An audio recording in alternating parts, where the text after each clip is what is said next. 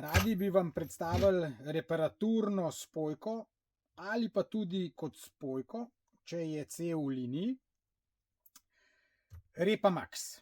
In tale je za dimenzijo D81 in zajema od 87 do 109 mm. Naša cev je 90 in pride noter, jo zajame. Simulirali bomo pa, kot da imamo poškodbo. Najprej na cevi označimo, kje bo spojka kasneje dobila svoj prostor. Takole. In recimo imamo mi tukaj neko poškodbo. Dimenzija poškodbe pri tej spojki je lahko 16 cm. Toliko zajame.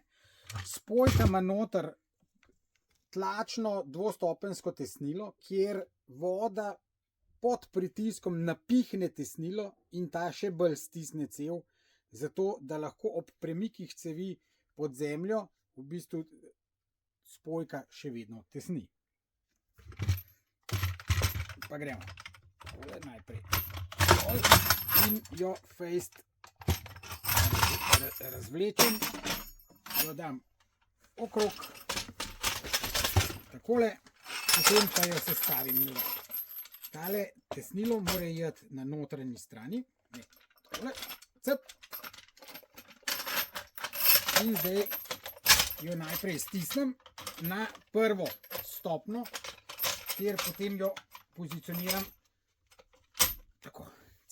To je prva stopna in zdaj spojko lahko zadrsamo na cevi na označeno točko in tukaj jo pa tole dam na drugo stopno in začnemo z zategovanjem z mašinco. Na koncu pa tudi z moment ključem na 70 Nm.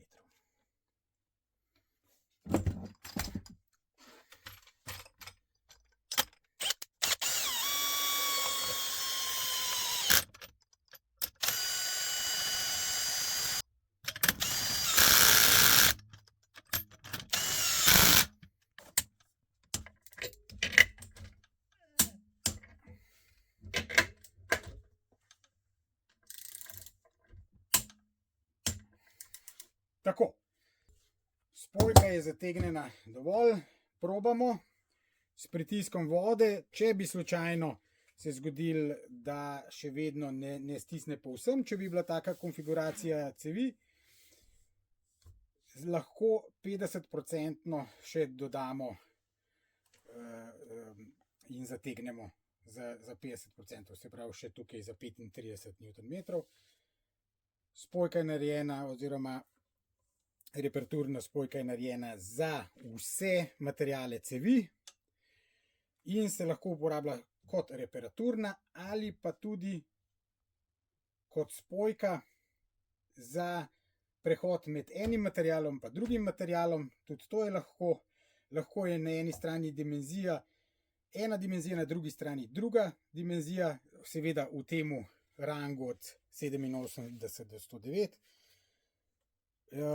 In pa zaradi tega tesnila, kot sem rekel že na začetku dvostopenjskega, pa ob premikih pod zemljo spojka še vedno tesni.